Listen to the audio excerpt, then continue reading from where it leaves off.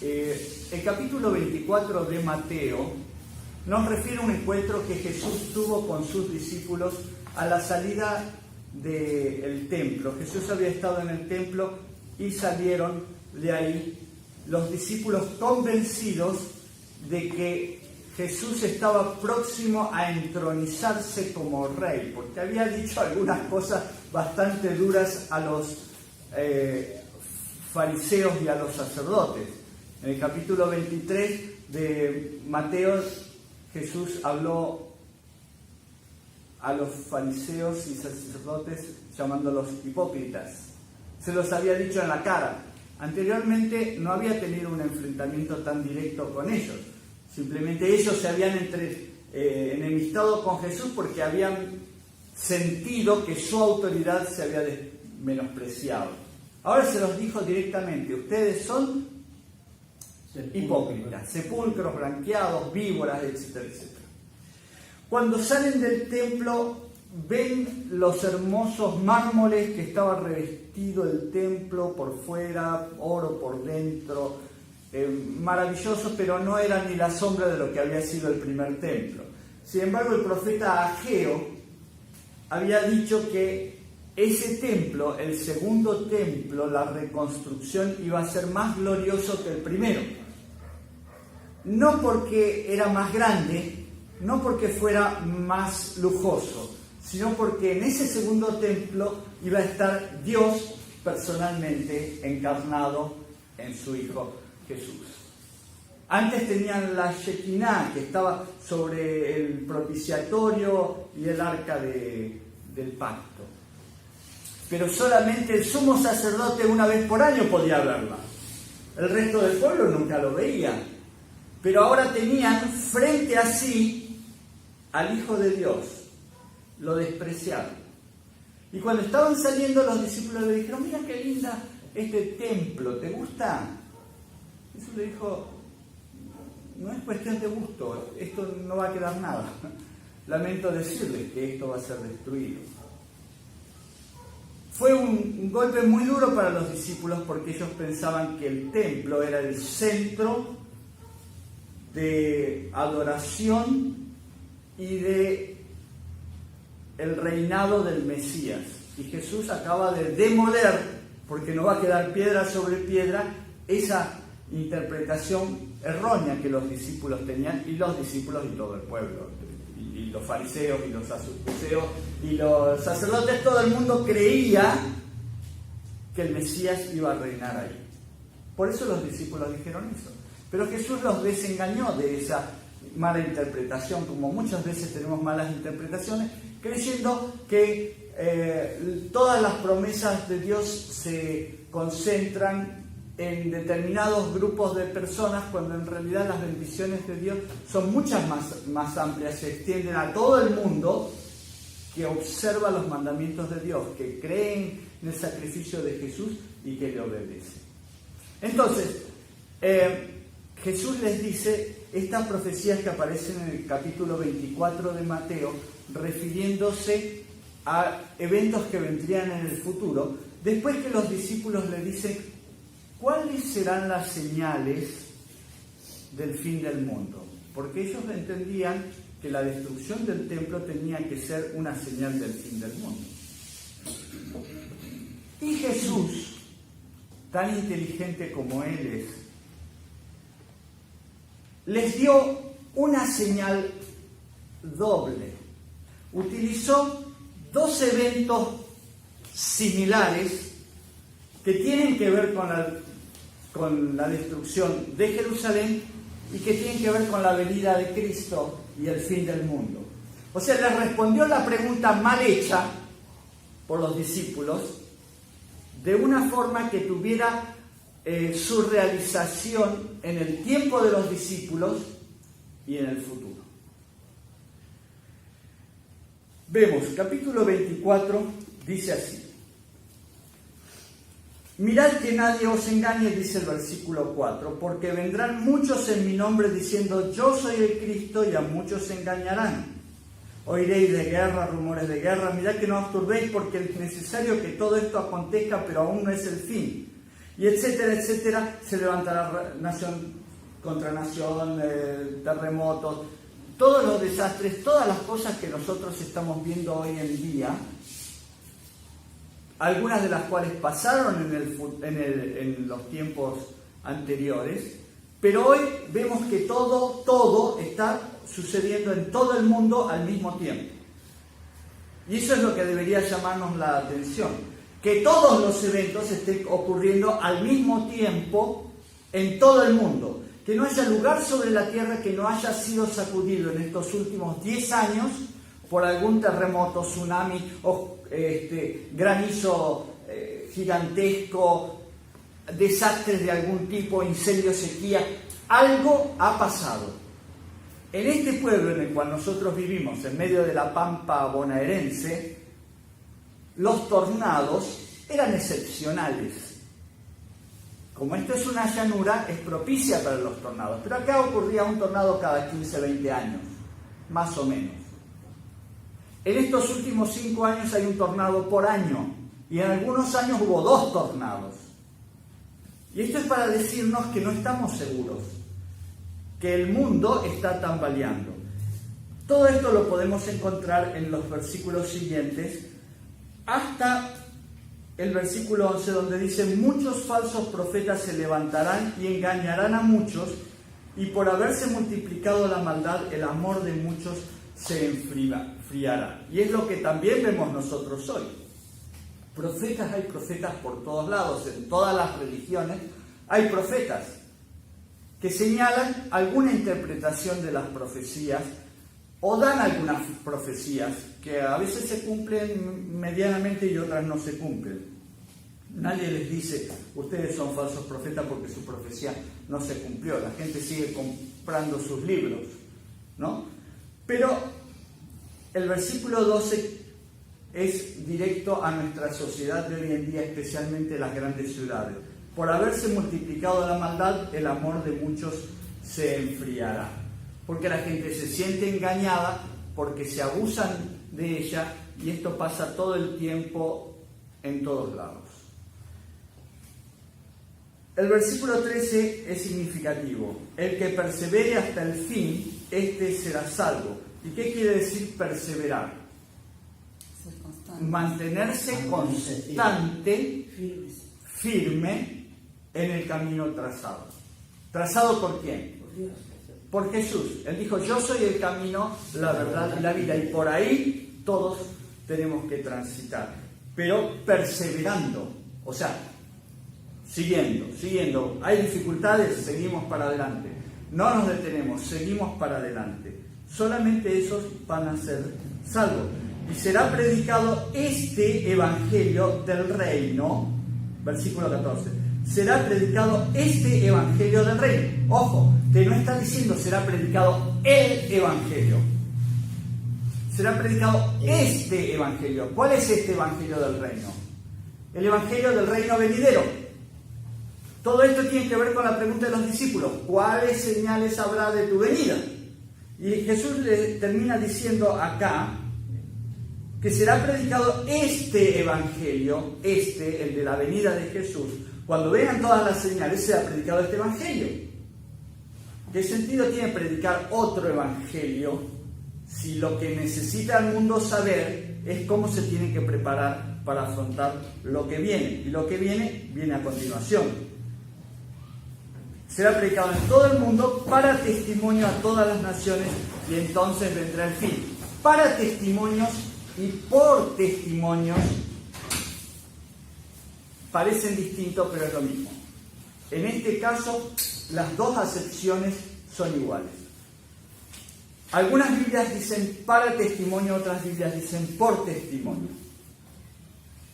¿Es verdad? Sí. Correcto. Por testimonio a todas las naciones.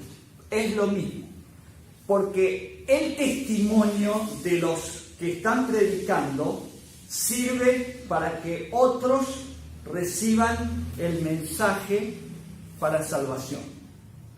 Lo que más convence a la gente es ver a alguien que se mantiene firme frente a las dificultades. Entonces la gente quiere seguir a ese tipo de líderes, no a aquellos que temblequean como el rey Belsasar cuando vio la mano en la pared y empezó a temblar. Nadie quiere seguir ese tipo de líderes. La gente quiere seguir a líderes como Sadrach, Mesach y Abednego, que entraron en el horno de fuego y salieron indemnes. Y el mismo rey Nabucodonosor quedó impresionado con eso y casi que podríamos decir él quería ser como ellos, tener ese valor, porque ¿quién puede tener ese valor? Y eso es lo que dice acá. El testimonio de los hijos de Dios es fundamental para el mundo. Y ahora viene el tema por el cual estamos reunidos hoy, para entender lo que dice en el versículo 15. Por tanto, le dice a los discípulos, cuando veáis en el lugar santo la abominación desoladora de que habló el profeta Daniel, el que lee entienda, entonces los que estén en Judea huyan a los montes, el que esté en la azotea no descienda para tomar algo de su casa, y el que esté en el campo no vuelva atrás para tomar su capa. Y ojo que hay una serie de advertencias acá que muchas veces las pasamos por alto y no son lo mismo. Acá dice, el que esté en Judea. ¿Qué es Judea? Al pensamiento de esa época. Para nosotros Judea, Jerusalén, no tiene mucho significado. Para nosotros es todo lo mismo. Está allá en Palestina, donde está Israel. Pero no era lo mismo. Una cosa era Judea, otra cosa era Samaria. Otra cosa era Galilea. Eran lugares distintos. Judea era la provincia en donde estaban los judíos, y la ciudad de Jerusalén era la capital de Judea, de la provincia. Entonces le dice, los que estén en Judea huyan a los montes. Esa localidad, esa zona es muy montañosa. Entonces, los que están afuera de Jerusalén, en ese momento, cuando vean a la abominación desoladora en el lugar santo, váyanse a los montes que tienen ahí cerca. Y dice, el que esté en la azotea, ¿dónde están las casas? Estaban en la ciudad. Ahora se está refiriendo a Jerusalén. Los que estén en la ciudad de Jerusalén, no desciendan para tomar algo de su casa, salgan de la ciudad. El que esté en el campo, o sea, fuera de la ciudad, no vuelva atrás para tomar su capa. O sea, el que está trabajando en el campo no vuelva a la ciudad a buscar las cosas. Mas hay de las que estén encintas y de las que críen en aquellos días. Orad pues que vuestra huida no sea en invierno ni en sábado, porque habrá entonces gran tribulación, cual no la ha habido desde el principio del mundo hasta ahora, ni la habrá. Versículo 21. Esa tribulación está referida a eventos que ocurrirían durante la vida de los discípulos, o está referida al tiempo del fin. Está referida al tiempo del fin, por la sencilla razón de que acá dice que esa gran tribulación no la ha habido desde el principio del mundo, estamos hablando desde Adán y Eva, hasta ahora, hasta el tiempo de Jesús, ni la habrá en el futuro. Y les puedo asegurar que ha habido grandes tribulaciones a lo largo de la historia para muchos pueblos después de la destrucción de Jerusalén. La destrucción de Jerusalén podríamos decir que fue algo momentáneo, o sea, fue destruida en pocos días. Pero ha habido pueblo de Dios que ha pasado persecuciones terribles a lo largo de mucho tiempo, mucho más tiempo, que han tenido que huir años, décadas. Como les comenté la vez pasada, lo que estuve leyendo acerca de los hugonotes y los valdenses, siglos huyendo. O sea que la gran tribulación que pasó el pueblo de Israel durante el tiempo de la destrucción del templo no fue la más grande de la historia desde Adán hasta el tiempo del fin. Así que el versículo 21 está hablando de una tribulación futura. Jesús está mezclando los eventos, no malintencionadamente, porque Jesús dice en el versículo 15, estudien al profeta Daniel, el que lee entienda. No lo van a entender totalmente la generación de los discípulos, pero con el correr del tiempo, cuando llegue el momento adecuado, van a entender. Los que tengan que entender van a entender. Así que somos nosotros los que estamos en esta generación que tiene que entender verdaderamente a qué se refería Jesús. Bien, Jesús dice, cuando vean la abominación desoladora, y nos manda al libro de Daniel. Vamos al libro de Daniel. Ahora, ¿dónde habla en el libro de Daniel acerca de una abominación desoladora? En 2 capítulos, en el capítulo 9 y en el capítulo 12. Así que vamos a leer la primera abominación que está en el capítulo 9.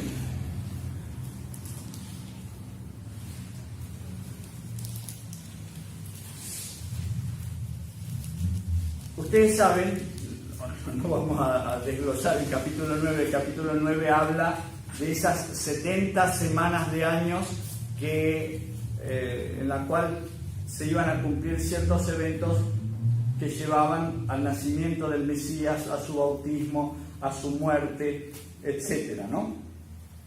Acá lo dice en el versículo 26, después de las 62 semanas se quitará la vida al Mesías, pero no por sí, y el pueblo de un príncipe que ha de venir,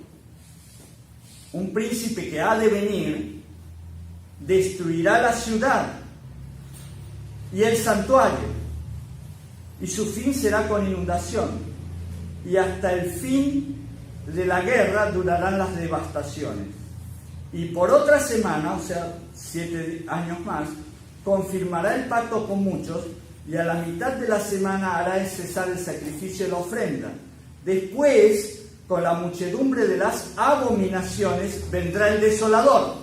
Abominación desoladora, hasta que venga la consumación y lo que esté determinado se derrame sobre el desolador. Acá aparece el desolador en referencia a ¿qué? A la destrucción de Jerusalén. Acá lo dice, un príncipe que ha de venir destruirá la ciudad. ¿Qué ciudad? Jerusalén. La ciudad de Jerusalén. Acá nos lo dice perfectamente, así que cuando los discípulos, no solamente los 12, todos los discípulos de Jesús, que había tenido a lo largo de su existencia y que habían llegado al año 66, vivos al año 66, recuerden ustedes que la mayoría de los discípulos murieron antes del año 66, solo Juan llegó a pasar eso, pero había muchos otros. Cuando Jesús ascendió al cielo, ¿cuántos estaban mirando? Había 500 mirando la ascensión de Jesús, eran sus discípulos. Muchos de ellos estaban vivos y muchos otros compartieron también esta profecía. Y en el año 66,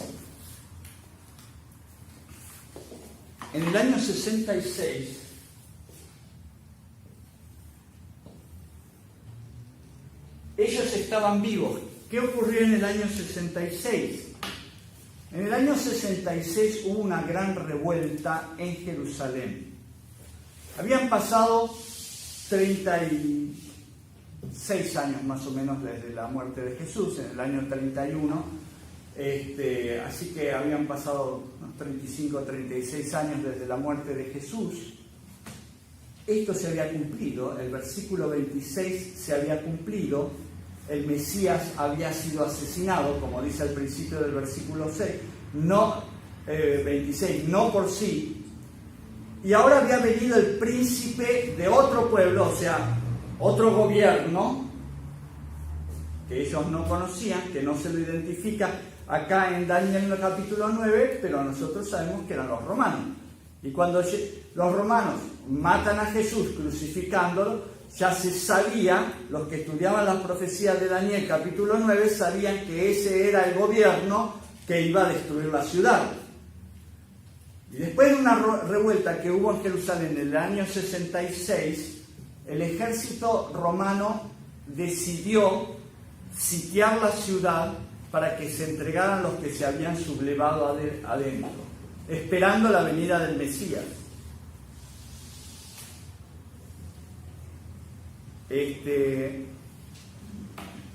Entonces, el año 66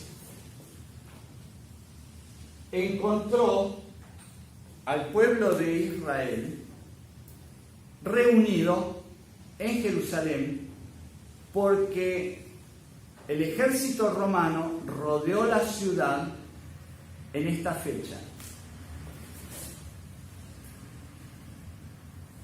Septiembre, octubre de ese año. El septiembre-octubre corresponde al mes de Adar. Adar es el último mes del año judío. El mes de Adar, como los meses están corridos, la mitad de septiembre y la primera mitad de octubre corresponden al mes de Adar. Así que ese mes es el mes del día de la expiación, la fiesta de los tabernáculos, el mes del Yom Kippur, como le dicen los judíos, hasta el día de hoy, ¿no? Así que estaban en esta fiesta y Jerusalén estaba llena de gente que había venido para la fiesta de los tabernáculos y del Yom Kippur y todo esto, cuando el general Cestio Galo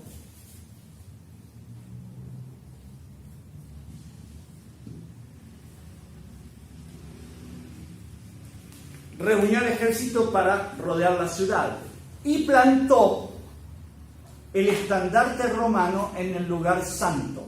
¿Qué es el lugar santo? Estaba el templo y había una extensión afuera del templo, lo que se conocía como el atrio del templo, que era santo. Los gentiles no podían estar ahí, ¿no? Para no contaminar el templo. No solamente no podían entrar al templo, sino que tampoco podían estar en ese lugar. Los romanos rodearon Jerusalén y clavaron su estandarte en el lugar santo. No adentro del templo, sino en el atrio. Entonces los que estudiaban la profecía se daban cuenta de que esto se estaba cumpliendo. La ciudad va a ser destruida. Pero eso fue sin advertencia. Obviamente cuando alguien quiere atacar y quiere dominar a los demás, no les manda un telegrama: miren, mañana a la mañana vamos a atacar, rodear la ciudad, bla, bla, bla, bla. Fue de la noche a la mañana. Cuando se despertaron los judíos, se encontraron con la ciudad rodeada, con el templo rodeado, el estandarte puesto ahí y nadie podía salir. Y los cristianos estaban adentro porque no había habido advertencia. Jesús se los había dicho, pero los que ahora vamos a cumplir la profecía de Jesús y les vamos a rodear la ciudad. Fue de la noche a la mañana. Los que estaban afuera vieron eso como una señal y se fueron.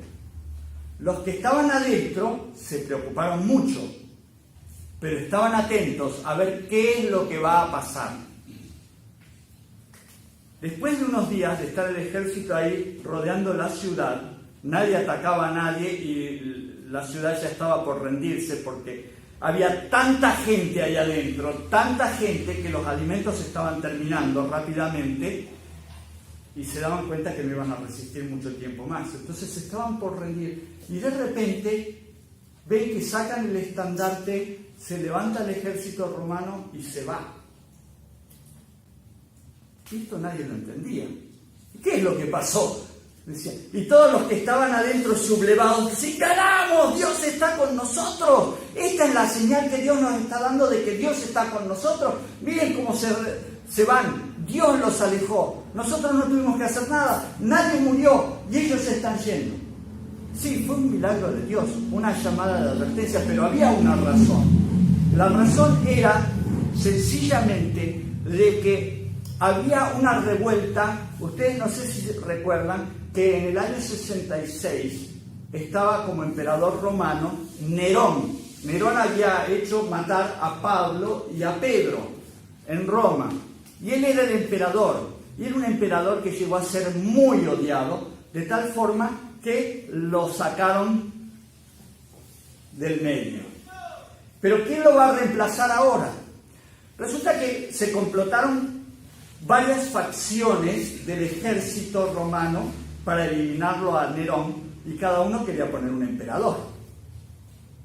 Y ese fue el gran problema. Y hubo revueltas dentro de Roma que se extendieron a otros lugares del imperio, como por ejemplo Egipto. Egipto era mucho más importante para Roma que Jerusalén. Había que calmar la revuelta en Egipto. Entonces el emperador, que logró asentarse, y fue durante poco tiempo, un año nada más, llamó a Sestio Galo y le dijo: deje lo que está haciendo y váyase a Egipto y calme la revuelta en Egipto, porque si se nos va de las manos Egipto, perdemos medio imperio. Así que, sin ninguna advertencia ni nada, levantaron campamento y se fueron. Y los judíos que estaban ahí, que no conocían esta parte de la historia que nosotros ahora conocemos, pensaron que se retiraban porque Dios los hacía retirar, porque ellos tenían la razón y porque ellos estaban haciendo la voluntad de Dios y Dios los estaba protegiendo. Pero Dios no los estaba protegiendo a ellos, estaba protegiendo a sus hijos que no habían logrado salir todavía de la ciudad de Jerusalén. Les estaba dando una chance, no porque no quisieran salir, la circunstancia los encontró ahí. Y no se olviden ustedes que este es un paralelo de lo que va a ocurrir en el tiempo del fin.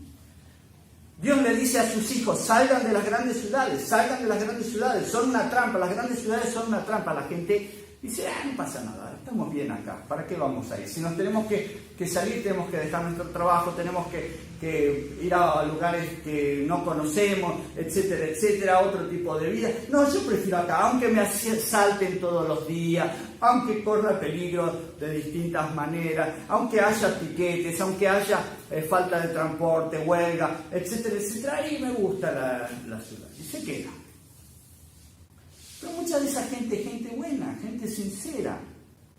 Y Dios nos muestra que va a haber una gran advertencia, pero el que no estudió la palabra del Señor no va a saber identificarla. Cuando el ejército romano se fue, los judíos salieron a perseguirlos.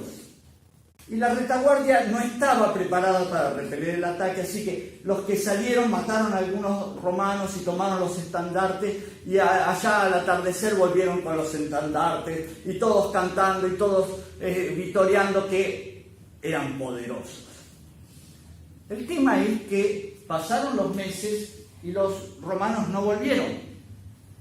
Pasó un mes, 2 meses, 3 meses, 5 meses, no volvían los romanos. ¿Qué hacía el pueblo de Israel todos los meses, cada 2 meses, no sé cada cuánto se recogían los impuestos? ¿Qué era lo que hacían? ¿Recuerdan? Mateo, Zaqueo, eran los cobradores de impuestos.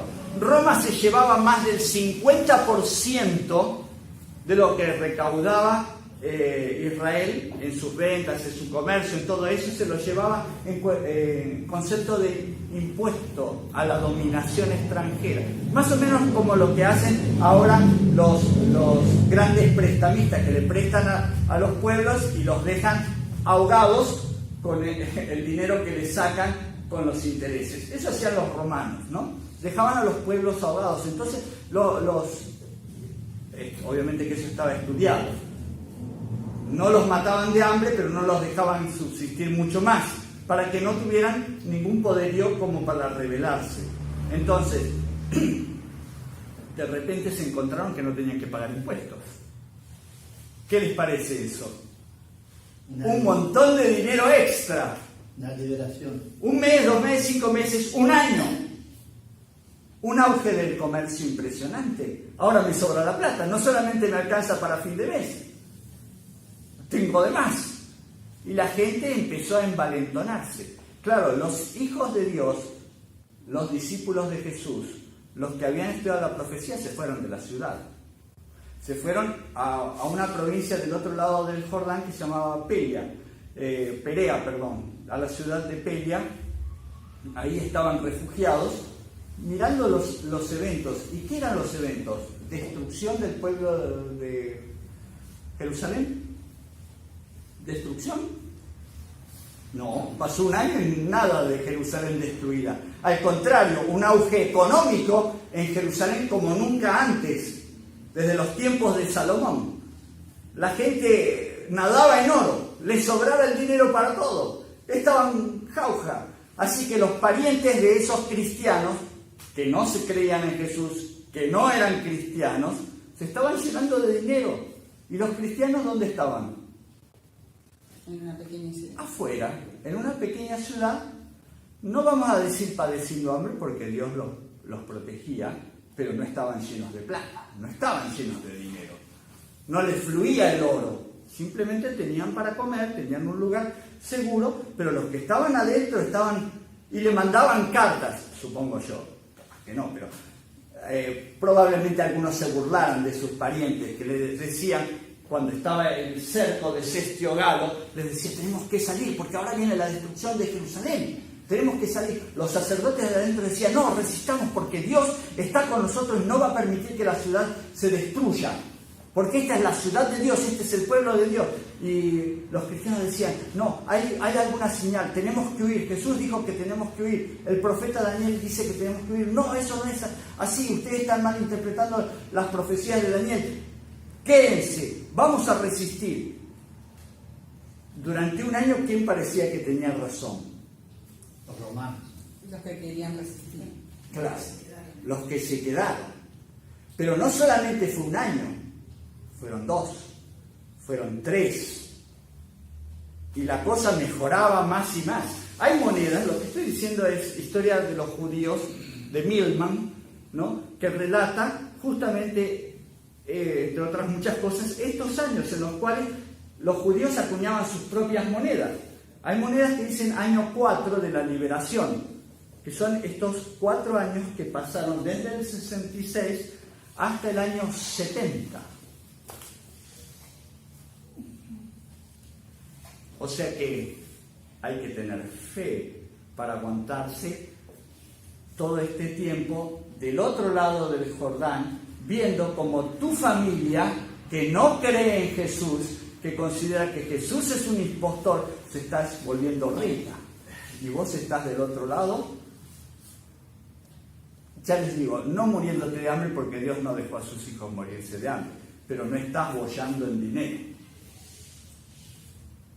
Pero todos los otros que te critican, que se burlan de ti, sí están llenos de dinero. Dígame, ¿eso es una prueba o no es una prueba?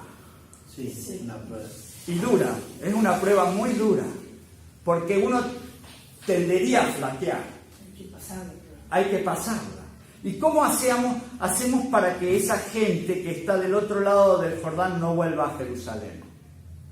Porque la profecía de la abominación desoladora no termina acá. El capítulo 9 termina acá, pero la profecía de la abominación desoladora sigue en el capítulo 12, solo que es otra abominación desoladora, que es la del tiempo del fin, porque Jesús se lo dice a Daniel, que esta profecía es para el tiempo del fin, pero ellos creían que ese era el tiempo del fin.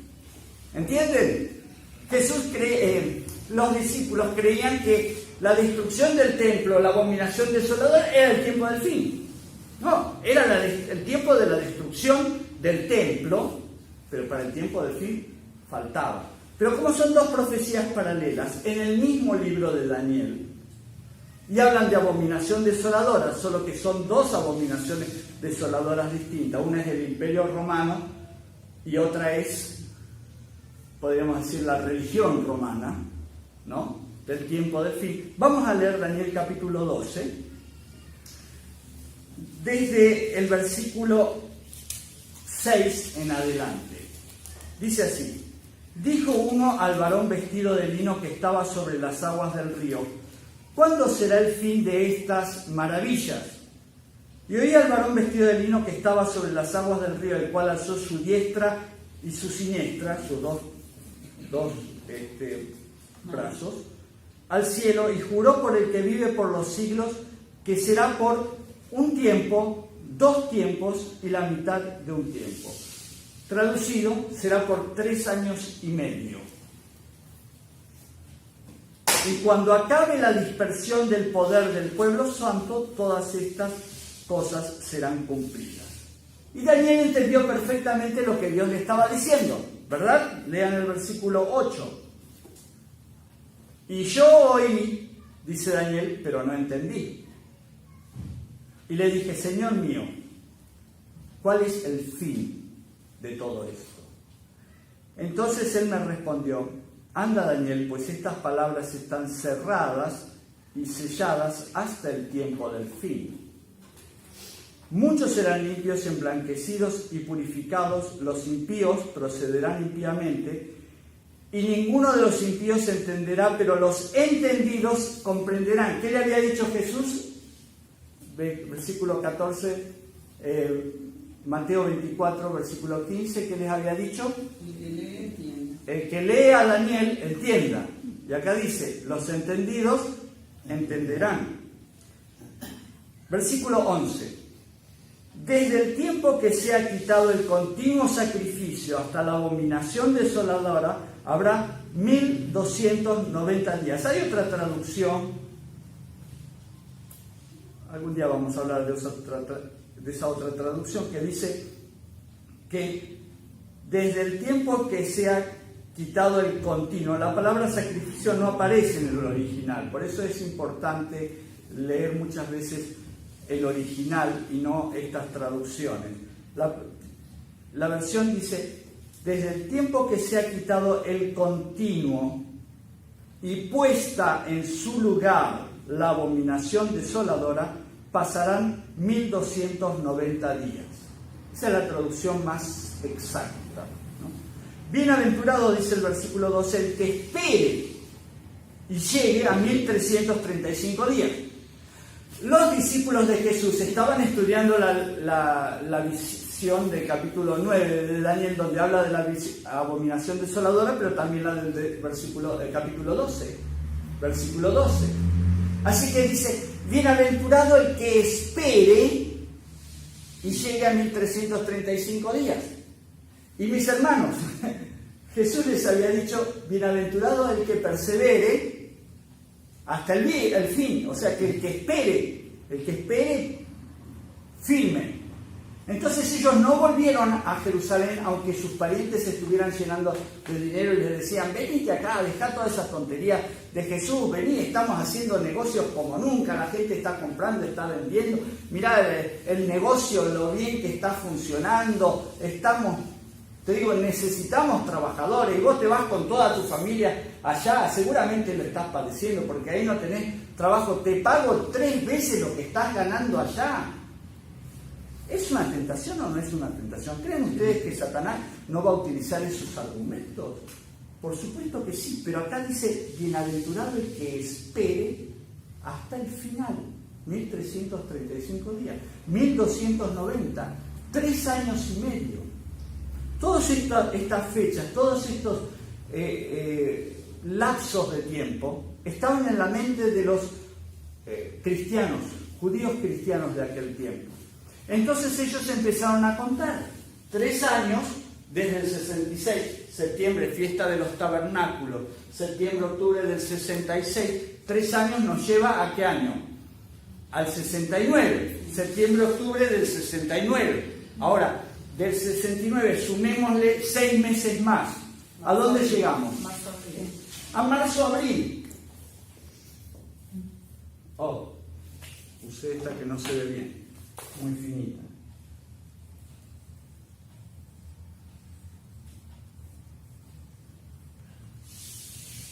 ¿Qué fiesta se celebra en marzo, abril? La Pascua.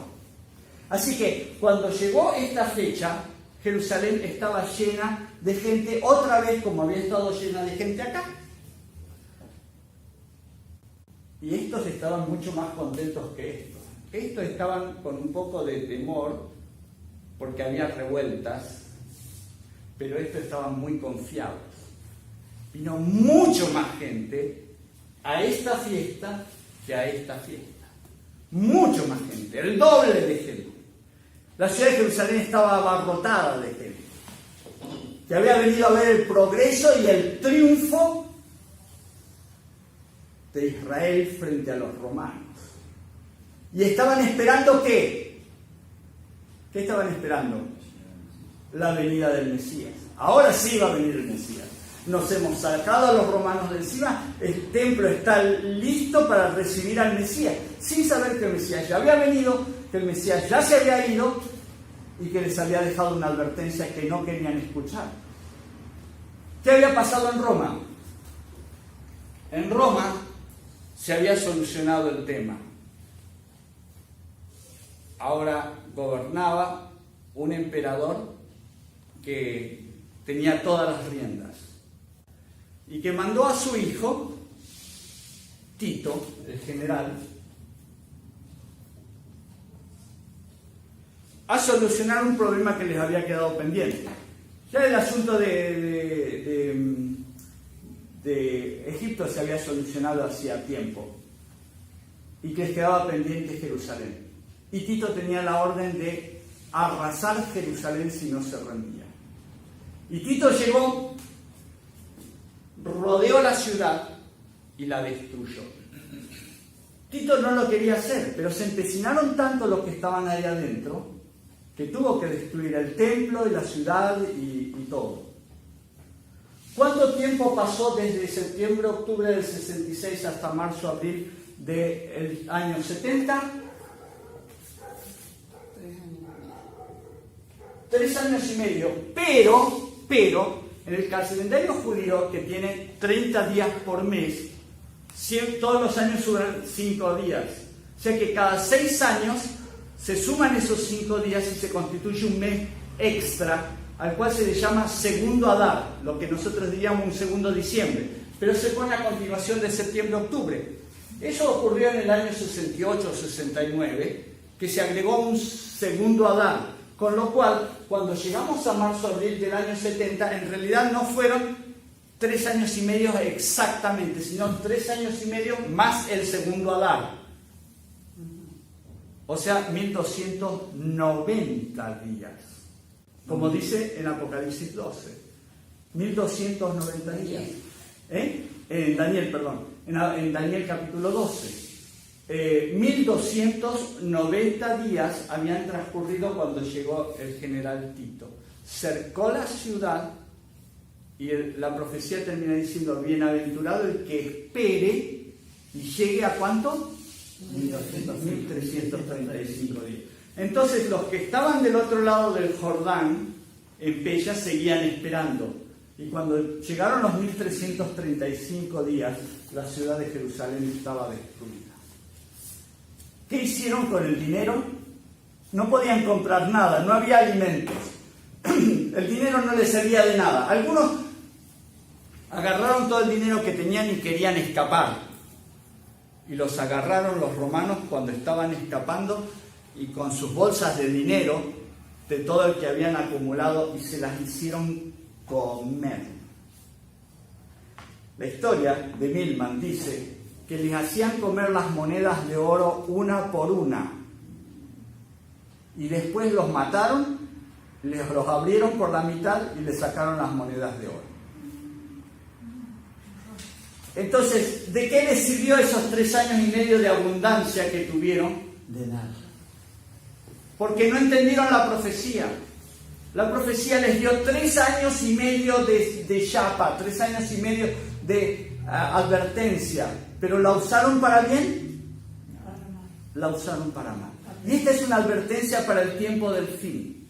Porque vendrá un momento al final de la historia de este mundo en el cual los hijos de Dios tendrán que pasar por una angustia semejante.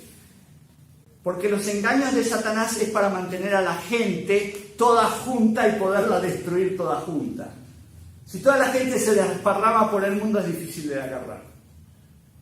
Pero Satanás está urdiendo todo para que las ciudades sean el corral en el cual los corderitos van a ser ejecutados. El Señor nos dice: cuando vean determinadas señales de la abominación desoladora puesta en el lugar donde no debe estar, cuando vean el control romano sobre el mundo, en la libertad religiosa, imponiendo leyes religiosas en el mundo civil sepan que está llegando el tiempo de la gran persecución. Váyanse. No se preocupen de sus bienes materiales. Yo los voy a hacer subsistir. El agua y el pan os serán seguras. No necesitan más nada. Les puedo asegurar que los que estaban en Jerusalén, cuando el sitio romano se prolongó y ya no tenían alimentos, porque tenían alimentos en sus graneros y tenían guardados, pero había 2 millones de personas más que tenían que alimentar durante la fiesta de la Pascua. Se terminó rápido y se morían de hambre. Y el dinero no les compró comida, no había comida para comprar. Y hay cosas más horribles. Lean el capítulo 1 de El conflicto de los siglos. Parte de la historia la saqué de aquí, otra parte de la historia la saqué de los libros de historia. Así se cumple la palabra del Señor. Literalmente, esperen, dice, 1335 días y van a ver el resultado final. Perseveren, aguántense, no vean las cosas como las ve el mundo. El mundo se llena de dinero, no es lo importante.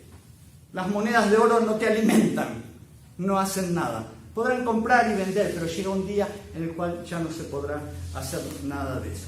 Es el mensaje que Dios nos da. Prepárense para ese tiempo.